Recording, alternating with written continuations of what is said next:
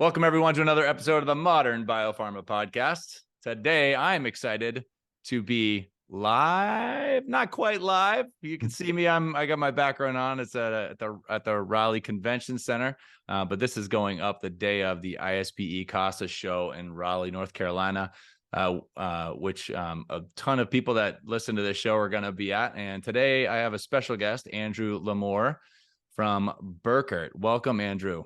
Hey, thanks very much for having me. I appreciate it. Awesome. So Andrew and our big connection is honestly ISPE, right? We've we go to a lot of the same events. We meet each other. Andrew is super active in this space. If you've listened to this show and you're in the United States, you probably know Andrew, actually. So we're recording this a little early. I unfortunately can't make it to the show this year. I planned something with my family that week because that's a school vacation week, but our company will be there and Andrew is going to be there like he always is. So we spent some time together last year in North Carolina. And what I wanted to just chat about a few things with Andrew in anticipation of this event. So Andrew, we'll talk a little bit more about who you are and what you do in a second. But one of the things that's been great about Andrew, I really like Andrew, is that I've been able to reach out to Andrew and be like, hey, I need your help. You know, we had a need for a presentation recently. And I said, hey, any chance you got something that you could present on? Like, it would be great. We need it, and everybody loves Andrew. He's really good at presenting.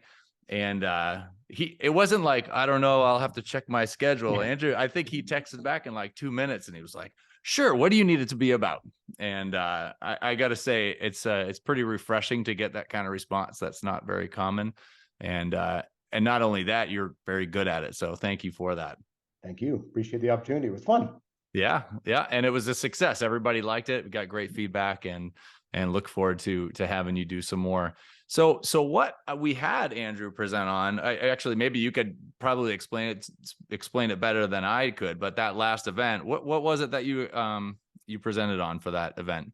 Yeah, for sure. So I'm a board chair of ASME BPE for Instrumentation. I sit in the standards committee and all these other committees, but basically I was presenting where ASME BPE is going and kind of how we got there. So like the BPE started because we tried building a project in South Carolina, like the industry, a bunch of people, and it didn't go together. Like it was square peg and round hole, and the two things wouldn't work. So then they realized they need some sort of rule book. So what the dimensions should be, like we've talked before, the squishiness of the gasket must be X, and the dimensions must be Y.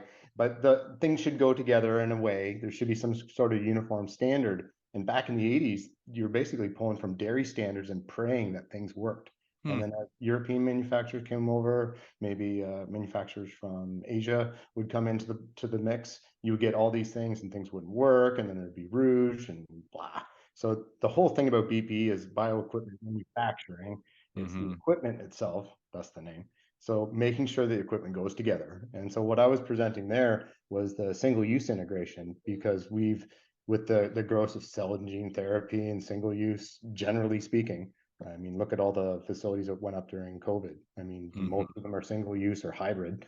And so those facilities, what we're presenting is how these mesh, how they go together. Okay.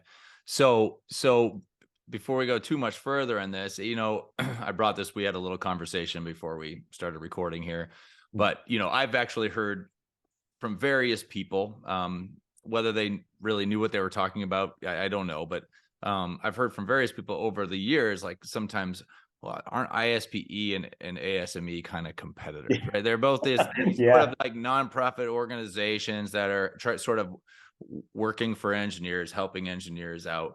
And this BPE specifically is in biopharm, which is all that ISPE is a part of. And they sort of looked at them like competitors, like, well, should we have a BPE presentation at an ISPE event, or should we have an ISPE at a BPE? Does that make sense? And so I guess what I was hoping to just ask real quick is, does that make sense? No. Like they're not the same, right? No. And it's funny because I think when you look at like their mission statements and things like this, they sound identical. but it's a hand in They glove sort of situation. They do. So And just so we're yeah, clear, I yeah, actually did that before our call, yeah, like about an hour ago. I was yeah, like, I just want to look this up again. And I'm not, they look exactly the same. When you look at yeah, ASME, BPE, and ISPE, it's like, oh, regulatory and trying to make, safe and secure and all these, it's all the same exact words. yeah. But practically speaking, they are not the same. No, and I always explain it this way: BPE is the actual equipment that makes the stuff, and then Mm-hmm. ISP is more concerned about processes or processes. So Mm-hmm. they're more concerned about that than they are about. Andrew's from Canada, in case you were wondering why I Sorry, said that. Yeah. sorry. Sorry. But it's like, I don't know, church and state, if you want to use that analogy. Yeah. It's two completely different things, and you can't, one doesn't exist without the other. So, you make this nice equipment, but you can't run the bloody thing if you're not following the good practice guidelines and this sorts of things that the ISP champions. So, Right. Yeah. And so, yeah. So you have these great big, guides that ISPE puts out that you pay for, and they are not about, a piece of equipment or right, about how a pipe goes right, together. Right. That's right. not how they are. They're about the overall process. So I'm a utility. So it's about steam or about water for injection, Sure. about sampling. Right. But there's But nothing in there to say like, hey, when you're looking at water quality between X and Y or Z, then you should be using some sort of conductivity sensor. Which one? Oh, I'll go to the BPE. There's a selection guide, and then yeah. it tells me exactly the pros and cons of each one. Right. That's where they kind of marry up. So you've got like the water quality guidelines that ISP publishes, and then how to make that water and distribute it, and what the piping size should be, the weights, the dimensions, the tolerances. All that's BPE. So you can't use one without the other. So they're Mm-hmm. extremely Well, you complex. can, but you end up with a little bit of a Well, mess, I yeah, yeah, imagine. yeah. You just have a piece of equipment kind of hanging out in the corner. Yeah, yeah. Right. We'll go back to the 80s and you're like, well, Yeah, there's a pipe and there's a pipe and I don't know. Put a yeah, hose in between them or something. yeah. Why not? Get the duct tape out. We'll just. Excellent. Excellent. So, all right. So I just wanted real confirmation. They're not the same. We Yeah, can rest easy. totally. Not the same. Andrew will be at the event, but probably with his little BPE badge on his Yeah, chest. Right? Where is it? Come on, show me. Yeah, there it is. See, it's this ready is to wait. Jeff That's not Burke, him. actually. So there you go. Welcome to the call, Jeff. Yeah, that's great. So, for some of these things that are going on for BPE, what are the big hot topics right now? What are you guys worried about? I think maybe a week or two ago, you guys had a big meeting, right? Yeah, yeah, yeah. We I did saw a in bunch of pictures on Puerto LinkedIn. Rico. Yeah, it's cool. Yeah, you guys have great meetings. Yes, we do. Yeah, We all of do. my ISPE meetings are on Zoom. So Zoom happy hour. yeah. Yay. So you had a big meeting. So what are the big hot topics you guys are talking about, concerned about right now? It's the biggest thing is I presented last year at the ISP Boston regarding the single use integration, because forever we were trying to figure out, okay, do we make two books, one book, an addendum, two addendums? How do we make this work? And what we realized after a task group spent 2 years trying to figure out how to do this integration, we said, okay, most facilities are hybrid and they will be Mm-hmm. hybrid moving forward if they're not yet. And so what does that look like? Well, a facility must have one book rather than a bunch of different ones that has overarching requirements, then single use requirements, then multi-use requirements. And believe it or not, we had to define the term single use because there wasn't a clear definition everywhere. Definitions. Yeah. And it took so long. It was painful. But in the end, we came up with it because a lot of the, like all jargon, right? People kind of use words interchangeably, and the English language is stolen from so many other languages that Mm-hmm. the definitions get strange. So that's why we have a clear definitions. And again, that whole idea of a rule book. It's just a rule book that says that's all a standard is. It's a rule Mm-hmm. book by which everyone can play, and then you can easily trim down your vendor documentation requirements. You can trim down you just say must be BPE, and then all the stuff rolls up. So Right. the big thing is that building out of that single use content, especially as the industry's grown, there is no standard for tube welding, for example, like the polyethylene tube through Oh, single oh, tubing. oh. Okay. Yeah, there's no standard that says how to weld that together. None. It doesn't exist. So BPE is creating one right now, and some companies will put that like the weld, they'll put the record into the batch record, and some won't. Yep. some do a pull test, and I've literally heard that it's like, Oh, it broke. I guess that one's not exactly, good. exactly. So if you get a guy like you who's all jacked, Yeah, right, it's going to be right. a little different than me. So, Huh. That just seems like that's been going on for a long time, and there's no standard for that. zero. So is the And standard so, just been like whatever the manufacturer says? Is that how it's been approached in the no, it's past? buyer beware. So there's no rule book. So everyone does what they want. It's up to the owner user who decides what they want to do. So this is a good example, case in point. We've assembled a team of the tubing people, the welding people, the end user people, and they're all working together to define a uniform standard. So then we can say single use GP welding should be like this. And this Is is there why. a pull? Is there a pull person on the team? Yeah, it's like a fish scale. Yeah. I'll do that. I'll join ASME so I can just, Just to be yeah, I there. could, yeah. Yep, good. Andrew said, he said I was perfect for this. He's perfect. I'm built for this. Hmm. I mean, I mean, again, that's a really interesting thing that I'm not part of that. I don't do single use. I certainly don't interact with it on that. I give it water. I don't do the actual manufacturing of that. Sure. I would have taken that for granted. To me, that seems like, well, of course there must be standards. They've been doing that for what, 20 years they've been doing that?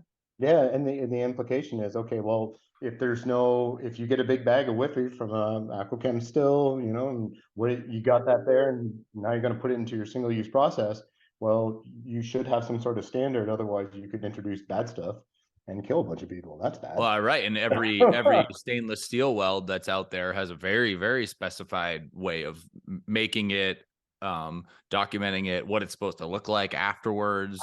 And do you Right. know before the BP came around, that didn't exist? Oh, The weld log right. identification. So exactly what you're talking about, those two eye charts that Yep. show exactly how to do it. Yeah, Huh. it didn't exist. That was created for that reason. Right. Well, right. I mean, I know this was created at some point in the past that now it's just like you just know it. It's You just almost know just it, right? And it's you're just like, part of what we do. yeah. But be to me, I'm not knowing, thinking about single use, I'm like, well, of course they must have done that, because otherwise, how do they validate a weld? Yep. Like, And what's their standard? when you really dig into the single use stuff. So my team is the instrumentation group. So they're digging into the single use instrumentation. What we find is there actually aren't any standards. It's a lot like the old days of VHS and beta, or Blu-ray and HD DVR, or whatever the heck it is. You're barely old enough for I the know, but this is kind of where we're at. It's the Wild West, and then what happens? It takes longer, it costs more, and the problems happen. So then people shy away from new technology, and like, oh, pharma doesn't adapt to new technology very quickly anyway. Yeah. Imagine that's going even slower. Right. So I didn't give Andrew a list of questions I was going to ask him. So No, cool. hopefully I don't I'm good. stump him. Yeah, we just talk like this normally. So Yeah. So when you look at, by the way, when you do these videos, one of the things you realize is all the things that you shouldn't say that you do over and over again. So I use the word "so" as a connecting word, and I'm trying to beat it. This is just an admission on live TV. I use "so" too much. Yeah. Live TV, you dated yourself. There you go. Live TV. I mean, what is that? I don't even know. When you think about some of these changes that you're trying to figure out and write a standard, I'm curious about kind of like industry resistance to standards. Are it like from a supplier or vendor standpoint, or an equipment manufacturer? Is that something that you see, or do you generally see, most of the industry going, yeah, we're kind of doing this anyway, but nobody's really telling us to, and they all sort of jump on board and do what you need to do? Do you have any background in that? Yeah. A lot of it depends, and it depends what they need. So if a company makes a strategic decision, like a certain end user in South San Francisco to mostly do single use equipment, if they're pushing towards that, they don't have any standard. They have nothing. So they have to come up with some sort of corporate standard first. Yep. And theirs overrides anything else. So often what they'll do is they'll just parse the BPE and take most of the language out, and then add their secret sauce wherever that is, and that becomes their documents, their internal documents. So it's not, but again, it's not processes. It's more URS light, I would say. So they pull a lot of stuff from that. So what I see and when specifications come to Burkert for a quote or whatever, I can see the language from the BPE because I wrote some of it. So I'm like, Hey, hey, I wait, I recognize wrote that. this. That's wrong. I missed that apostrophe. Yeah, that's funny. So I think we see there's not a lot of resistance because the technology is evolving so fast that everyone's kind of stumbling in the dark a little bit, and no one likes to admit that. Yeah, And yeah. especially in our industry, no one likes to admit that they don't know something. Uh, So it's like the worst sin. yeah, Yeah, exactly. You can't know everything. I mean, it's yeah, impossible. Yeah. yeah.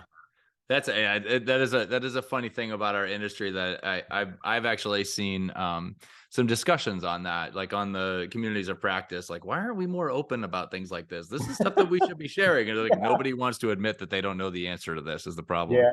Or Uh, and just back to the question, no one wants to admit that their SOPs don't cover something or they don't have a Bubba pull test. like because then they might get in trouble. Yeah, yeah, Yeah. exactly, exactly, exactly. Oh yeah, I mean it's you Eh, can't fault somebody for that because yeah, getting in trouble for some of this is a big deal and it can cost a lot of totally, money and totally. yeah, so that is a problem. Well, it's that is interesting, I guess, and we don't generally make huge jumps from a Yeah, technology standpoint from one thing to another. yeah, So that gap that you're always like just trying to catch up a little bit at a time, yeah, right? You don't ever yeah. have that huge gap that you have to get past and recover from. Do you think when this kind of a random thing I've seen out there, but sort of black box manufacturing, Mm. have you seen some of that where it's where there's like these like capsules? It's Yeah, where yeah, yeah, yeah, yeah. We're here working with a couple end users right now where they have those capsules and the cells are isolated from each, and yeah then it's kind of dark factory is the language we yeah use, Burkert, so it mirrors actual like military type stuff where there's very limited human interaction. uh-huh So totally with as automation, Industry 4.0, all this kind of stuff that we talk about on at both ISP and ASME BP, as that kind of integrates, there's a lot more of that. But there's some good design things, but a lot of the like general trends. I know we were talking about this offline. Cell and gene therapies, personalized medicine, all the stuff you hear and have heard at ISP regionals for ages. That's definitely the trend, and I've seen some and heard some, been involved in a few of these. Imagine like a Keurig where you take your concentrate, let's call it, and yep pop it in at the pharmacy, and they personalize something to you. That kind of black box stuff is kind of starting. I'm hopeful that when I'm older and touch wood and need that sort of thing, that yeah technology is there. yeah yeah But yeah, I mean, especially for my kids or my loved ones, so I definitely want that technology to develop and evolve. I like it. Keurig medicine. We should Keurig tell. medicine, man. We should sell that to Keurig. We See what they say. You guys want to enter a new market? yeah, you want it on this? Yeah, I like it. It's worked well for you with coffee. I mean, come Yeah, on. exactly. See what you could do. Save some lives. You've changed a lot. You I change a can. lot of lives with coffee every day. So It's yeah, nutraceutical. Don't worry about yeah. it. Fine. When you guys approach some of this stuff, so yeah, you go down to the very micro, right, on a lot of Yeah. these things. Yeah. How far out do you back up? So we talk about ISPE being process, right? Process. How far out do you back up and be BPE and be a part of sort of defining process versus Ooh. defining the micro, the very small little interacting pieces and things like that? Yeah, it's hard to say. There's 250-ish members on the different committees. They define everything from like what kind of plastics to use to what kind of metals to use. And if someone comes out with like AL6XN and it's amazing, then we ought to write a standard for it. Hmm. So they actually get right down to like bolt thicknesses and tolerances and all that junk. And so then that kind of feeds up to the larger group, which is system design. And in the system design, that's where your industry heavyweights like your Randy Cotter, your Mark Pelletiers, like these kind of guys, Ken Kimbrell, these folks are specifying all the equipment and how to design it so that it doesn't hurt anyone. And basic requirements, not like it's not a how-to guide, it's a how not to guide, I guess you would say. Yeah. Minimum requirements. And then the idea is that someone could take that and integrate that into their URS and then specify some specific. We don't get into contractual language at all. There was actually a big initiative to remove a lot of that language from the Hmm. standard a few years ago, so it changed a little bit. But we try and give like the baseline rules. So think of it like a sport. You know, you want to have the rules of the game, know what the rules are, and don't move the goal line in the middle of the game. You know, Right. give it a chance. That's So, so annoying when people yeah, do that. totally. Especially when you're trying to kick a field goal and you fall on your butt. Yeah, well, can't all kick them. Eh, I enjoy that. Um, That's a fun ISP event. That's it fun. sure is. It sure is. Yep.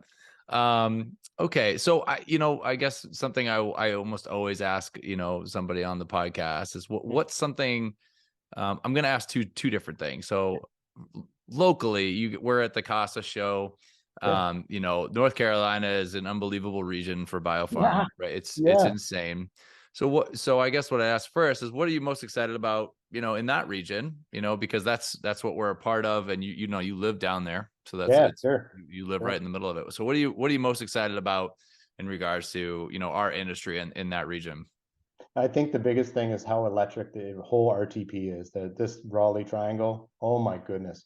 In the last 5 years, I've been down here in the U.S. I moved from Canada 8 years ago, and I first went there and I'm like, oh, this is interesting. There's some accelerators. There's some industry stuff. NC University is thinking about starting something. Now it's booming, and I heard some stats that were crazy. I heard that it's going to overtake Boston as the US's largest output of pharmaceuticals in the next 5 years.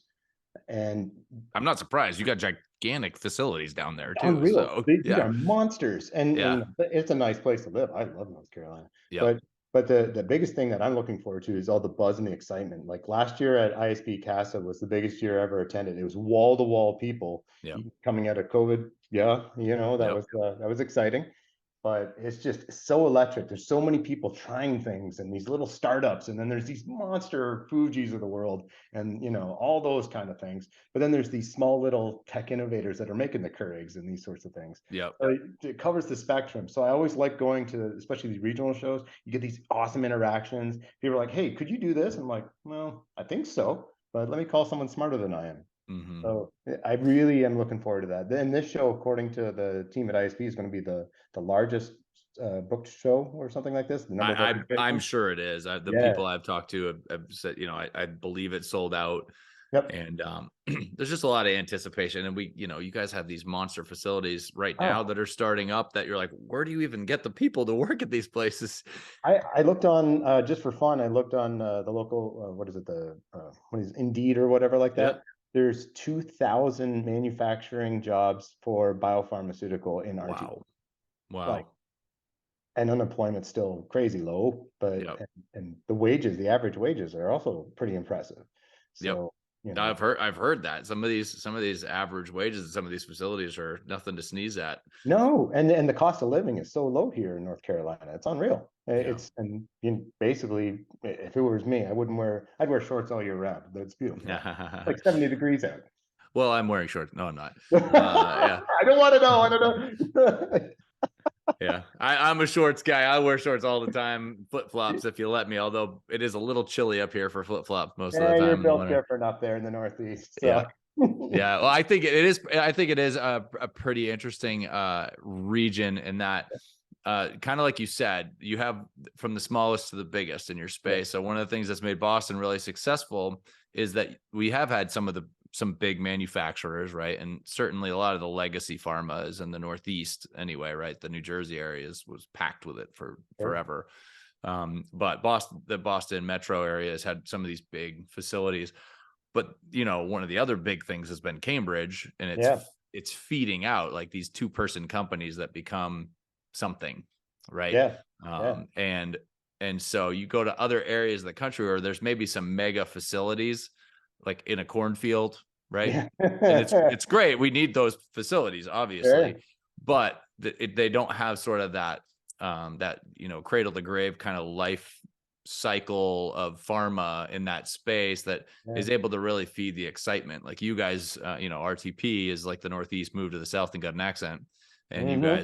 you guys have these great universities, like top universities in the North Carolina area. Well, that stuff that Really, NC State's doing with BTech, that's awesome. Like, have you seen that facility? It's crazy. I have not. It's like one of these things that's on my list. Like I want to You gotta visit a go. bunch of universities and see what they're doing for our Yeah, industry. Yeah, it's fascinating. But yeah, anyways, North Carolina is doing a great job, yeah, yeah. you know, from beginning to end, and it's very exciting to see. You know, these mega facilities, like you say, like a Fuji, or you know, the new Amgen one that's going in, Yeah, there's yeah, an yeah. Eli All Lilly the one. big names. There's so Yeah, many of them. yeah. Name Uh, one. yeah, which company is not there is kind of the question. Yeah. Yeah. So all right. So that's a regional one. And then I guess more generically in the industry, you know, what are you seeing that is most exciting? Whether it's, you know, something that's BPE kind of like, hey, I just really like that they, made this gasket blue instead of, clear. You know, maybe that really gets you going. Yeah, I don't know. industry plug. Here we go. Yeah, yeah, yeah. Hang on, who gave me $100? You know, I Yeah. can No, no, I don't know. I think for me, I'm an automation nerd. Everyone knows that, and anyone who knows me, Yeah. that's where my heart is. That's where I was trained. That's where what I love, and the automation approaches and the willingness in pharma to maybe learn a little bit from other industries to reach kind of this cross-functional to actually embrace it. Because I think what's happening is all these companies are growing and it's big and there's competition and it's all this excitement, but then they got to compete. So Hmm. you got to complete smarter, be smarter, not harder, work hard, smarter, not harder. So then you end up like looking at things like digital data bits, getting one bit additional bit of data off these 71 tags you can get off a stupid limit switch, and using that to improve your process. It's the stupidest thing in the world, right? So Right. you got these multifunctional units that, Engine Hauser, all these crazy analyzers, these multi-parameter sensors. You can get all this data, but then the data can teach you about the process, and you can Hmm. improve your process and be smarter. And then you can spend your time looking on improvements and learning your process better, and less time, fixing spinning spanners and all this kind of stuff. So I think people looking at data and using it in an intelligent way, I think, is the big thing that's exciting in pharma, because it's kind of forced, because the industry's grown so fast and all this new Mm. tech coming out. Yeah. So what most people don't know is that Andrew and I actually plugged the idea for this podcast into Chat GPT, and this is all scripted from Chat GPT. We just wanted to prove a point. That is really interesting tech. I'll say Yeah. that. It's, One of your coworkers just put up a thing the I other day. saw that. Was it I heard Jordan? it. I heard it. Dun, dun, dun, dun, dun. I heard that like Terminator stuff right in my ear when he put that up. I thought it was pretty interesting, and I don't know. My feed and all of my social right now is all about Chat That GPT. TBT. Yeah. Yeah. But And I think it has a place. Your question was very valid, though. Yeah, it was Jordan's post, and yep. you were saying, "Hey, is this the end of tech support?" I think that's going to be the augmentation. I mean, our new CEO presented to the entire company yesterday, and he said digitization and embracing digital instead of like using it as a crutch is how we're going to grow. And I Yeah. think that's absolutely right. If you think about it, it's funny. Have you ever done like an FAQ for your company where you have to put together an FAQ? No, yeah, yeah, like a wiki or something like Right. this. And if you think about what is generally in an FAQ, ChatGPT could do that. Totally. Right. I mean, because Totally. it's never super technical. It's usually pretty generic, like, is your computer plugged in? Right. It's those kind of questions. Sure. And it seems to me like this thing can just come up with all those answers, because I thought the answers that it gave to Jordan's post was pretty darn amazing. And they are the questions that when I started at Burkert, 13 years ago, I would have asked a customer like, "Hey, this thing's not working. Okay, do you got this? Check this, check that." Yeah. And I hear it when I walk around our tech team every day. They're asking the basic questions, because sometimes I feel like especially in this technology space, there's been a lot of outsourcing of that in-house knowledge to reduce headcount, and then you outsource that, but then the person's not available. So then you got someone who doesn't usually work on that equipment trying to figure it out. Maybe you have a scientist kind of working on a valve because they don't have an on-hand mechanic. And then Yeah. so this is a place where I think this technology could fit, where they could have some self-support, basically. Yeah. Yeah. Yeah. I am not an automation guy. It fascinates me. Like Oh, I've actually had quite a few podcasts regarding automation or AI or ML. and it really just fascinates me, and mostly probably because it was like the class I did the worst in engineering. Like, what's the first program you write when you do a software program C++, class? yeah. No, but what's the first program that you have to write? It's like the Oh, was that the oh menu one? That was one of my first ones. You had to create a no, menu. it's Hello World. Oh, Hello World. Yeah, yeah, yeah, yeah, yeah. Hello World. And like I think I took like 3 or 4 programming classes, and I think I couldn't get it to compile every time. No, what's funny though is, from my perspective, I graduated in like 2001. So from my perspective, the industry is just catching up. I'm surprised it took this long. Sure. Yeah. Which is, There's been a lot of stuff out for a long time yeah. that pharma specifically is just Oh really yeah. slow at adopting. And Totally. I think that one of the subjects we've talked about with automation on the podcast is that that COVID actually was the thing we needed to make big jumps, right? Because It was the lever. Oh, it, absolutely. yeah, I mean, from the get-go, I mean, the idea of digital signatures versus, pen signatures, right? Most places would never do a digital signature. Yeah. Nope, nope, nope, nope, nope, nope. We won't do it. We can't do it. We can't do it. And it literally went boop, Overnight. overnight. All it took was the right catalyst, and we totally changed. And now that's not earth It's not a great shattering, reason. but it Yeah, yeah, certainly improves efficiencies on many levels. totally. And just the idea of doing that in 1 or 2 things, it breaks that ceiling for all these other things that we're so far away from even consideration, Oh right? yeah, If we can't do digital signatures, then of course we're not going to do any of this stuff, right? But sure. once you do a couple things, all of a sudden a whole world opens up. And somebody like you might have the knowledge of what is possible, and you can see that sort of runway. Yeah, yeah. I can't see it. I don't know what that looks like. Well, the big advantage I think I have is I'm part of a group of 30 other guys and gals in other countries, and we all talk on a regular basis, like, hey, what's happening in China right now? Oh, they're doing this. Oh, that's interesting. And Mm-hmm. so then you have that in your head. You're like, okay, I've seen something like this before. What if we did this, this, and this? What about that approach? Would that work? And so then, like you said, that it was forced due to the COVID pandemic, absolutely. But that historically, that's been true. Once we as humans were inherently lazy, we are. But eventually we get to a point where it's like, oh, I need to change. And then we come through with this crazy change like steam power. Yeah. Uh, and so then all these cool things that happen, like even when you're shopping, like personal shopping is all over the place now. And I Mm-hmm. remember a time when my mom wouldn't use an automated kiosk because she didn't want to take a job from someone else. But now I see those people are running around and they're picking groceries and they're fulfilling orders and they're hiring more people. They're hiring automation techs. They're working forward. They're not doing menial labor. Just like we Yep. don't put a screw into a car anymore. That's automated. So Yeah. And that, you know what, that's just that's a people thing. yeah, I've always used the example of, once upon a time, somebody was upset about a backhoe because it was taking all the shovelers' jobs. yeah, Right. And you're yeah, like, I'm sure all those shovelers are real upset now. Right. yeah. I mean, Yeah, that's I had to dig a trench to the end of my property in this Carolina clay. It took me 3 months. It was awful. So okay. backhoe. So off brand. I don't care. The most annoying thing in any movie I ever see is when I see somebody fully 6 feet deep with a perfect square Yeah, dug down into the yeah. ground for like they're gonna put somebody in it. I'm like, nah, they'd be so much more. They have like a little drip of sweat in their Yeah, chest. I'm exactly. like, I I don't look know. like a fat cell because it's like And they're a always like, whew, that was tough. that was tough. That And was there's a 3 guy, days is what that was. That's yeah, like, there's 3 guys in the corner just huffing and puffing. yeah. Yeah, All right. Yeah, that was way off. that's funny All though. right. Cool. Well, hey, Andrew, thanks so much for doing this with me. Appreciate it. I'm sorry I'm gonna miss you in North Carolina here, but And I will have fun in your honor, but it's also my birthday that day, so I'm gonna miss you, oh buddy. man, it's your I'm birthday. well, it's Ah. 12 o'clock. I'm a leap year baby, so it's right at 12. So I'll Wait, have to stay up. are you a 28th? 29th.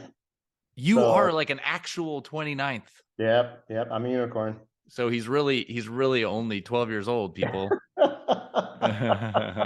Something True like fact. that. True Something fact. like that. All Yep. right, cool. Well, thanks for Awesome. being on. I appreciate it. Look Thank forward. you. I hope you guys have a successful show, and come say hi to the other guys at the Aquachem booth. We'll love to see you. Yep. And anybody else that's at the show, come say hi to to Andrew and his team. Come say hi to us at the AquaChem booth. We'd love to see you. Absolutely. Thank you very much. All right. Bye.